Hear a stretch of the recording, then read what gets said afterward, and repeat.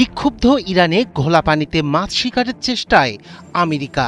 ইসলামী বিপ্লবের দেশে সম্ভাব্য সামরিক পদক্ষেপ নিয়ে নতুন করে আলোচনা শুরু করেছে মার্কিন বাহিনী। আমেরিকা নাকি বিমান হামলা চালাবে বিভিন্ন ইরানি স্থাপনায়। কিন্তু ইরানকে পরাজিত করতে হলে বিমান হামলাই যথেষ্ট নয়, স্থলপথে ইরানের মাটিতে নামতে হবে দখলদার বাহিনীকে। কিন্তু এটি করলে আমেরিকার বাহিনী আদৌ নিরাপদে ফিরতে পারবে কিনা এ নিয়ে উঠেছে নানা প্রশ্ন। অনেক নিরাপত্তা বিশ্লেষক বলছেন, ইরানের মাটিতে অভিযান চালালে সমাধি হতে পারে বহু আমেরিকানের। বিশাল ভূখণ্ড, শক্তিশালী সেনাবাহিনী এবং আঞ্চলিক প্রভাবের কারণে যে কোনো সামরিক সংঘাতকে দীর্ঘ ও জটিল যুদ্ধে রূপ দিতে পারে ইরান। ইরানে হামলার বিষয়ে গুরুত্বের সঙ্গে ভাবছেন মার্কিন প্রেসিডেন্ট ডোনাল্ড ট্রাম্প।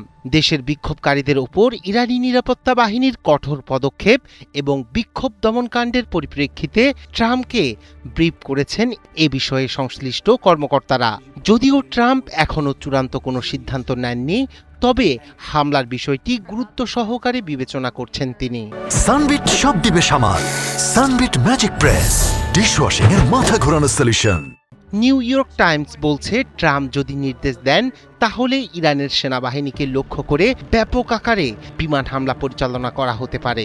পরিকল্পনাগুলোর মধ্যে ইরানের গুরুত্বপূর্ণ সামরিক ঘাঁটি, রাডার স্থাপনা এবং কমান্ড সেন্টার। বিশেষজ্ঞরা বলছেন, এই ধরনের আকাশ হামলায় ইরানের কিছু সামরিক অবকাঠামো ক্ষতিগ্রস্ত হলেও আকাশপথে হামলা চালিয়ে ইরানকে দখল করা বাস্তবসম্মত নয়। ইরানের ভৌগোলিক আয়তন এতটাই বড় এবং বৈচিত্র্যময় যে বিমান হামলার মাধ্যমে পুরো দেশকে নিয়ন্ত্রণে আনা কার্যত অসম্ভব। বিশ্লেষকদের মতে, ইরানকে দখল করতে হলে মার্কিন সেনাদের অবশ্যই স্থল অভিযানে যেতে হবে, আর সেখানেই লুকিয়ে আছে বড় চ্যালেঞ্জ। ইরানের রয়েছে একটি বিশাল ও সুসংগঠিত সামরিক বাহিনী, যারা নিজস্ব ভূখণ্ডে যুদ্ধ করতে অভ্যস্ত। পাহাড়, মরুভূমি ও শহুরে জনপদের সমন্বয়ে গঠিত ইরানের ভৌগোলিক বাস্তবতা যে কোনো বিদেশি বাহিনীর জন্য বড় বাধা হয়ে দাঁড়াবে।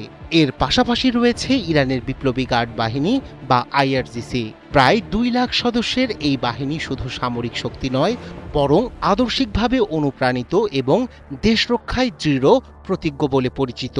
স্থল অভিযানে গেলে এই বাহিনীর প্রতিরোধ যুক্তরাষ্ট্রের জন্য বড় ক্ষতির কারণ হতে পারে বলে মনে করছেন বিশ্লেষকরা। আরেকটি গুরুত্বপূর্ণ দিক হল ইরানের আঞ্চলিক প্রভাব। ইরানে সরাসরি হামলা হলে মধ্যপ্রাচ্যের নানা প্রান্তে সক্রিয় হয়ে উঠতে পারে ইরান সমর্থিত বিভিন্ন সশস্ত্র গোষ্ঠী। লেবানন, ইরাক, সিরিয়া কিংবা ইয়েমেনে একযোগে সংঘর্ষ ছড়িয়ে পড়ার আশঙ্কা উড়িয়ে দিচ্ছেন না নিরাপত্তা বিশেষজ্ঞরা। এই বহুমুখী চাপ সামাল দেয়া মার্কিন প্রশাসনের জন্য কঠিন হবে। এছাড়াও বিশ্ব শিয়া মুসলিমদের অন্যতম তীর্থভূমি ইরান।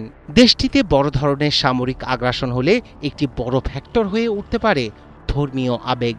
সব মিলিয়ে ইরানের বিরুদ্ধে সামরিক অভিযান কেবল একটি যুদ্ধ নয়, বরং এটি গোটা মধ্যপ্রাচ্যকে ঠেলে দিতে পারে দীর্ঘস্থায়ী ও জটিল সংঘাতের কিনারায়। তাই ইরান ইস্যুতে সামরিক পথ বেছে নেয়ার আগে বহুবার হিসাব করতে হবে ওয়াশিংটনকে। রায়হান কবির শুভ্র, ৭১।